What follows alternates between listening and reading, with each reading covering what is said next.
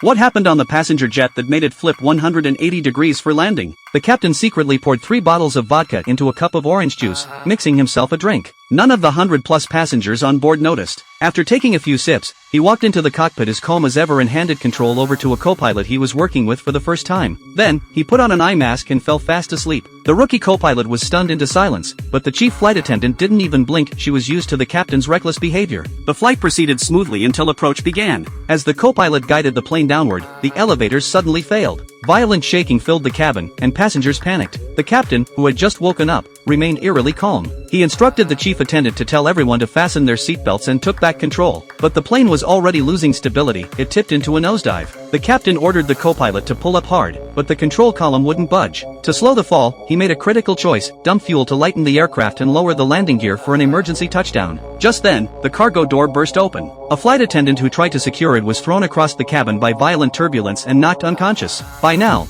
buildings on the ground were clearly visible. The jet was hurtling toward a populated area. At the last possible second, the captain made a wild decision. He rolled the plane upside down. With help from the co-pilot and chief attendant, he somehow forced the giant airliner into an inverted posture, and the dive miraculously stopped. But the crisis wasn't over. A child who hadn't been buckled in fell from his seat. A flight attendant managed to get him back safely but was seriously injured in the process. To make matters worse, the plane was now running out of fuel and losing engine power. The captain had no choice but to attempt a crash landing in a barren area. As the plane skimmed past a church spire, one of the wings clipped the building. In his final moments of consciousness, the captain dimly saw figures pulling him from the shattered wreckage.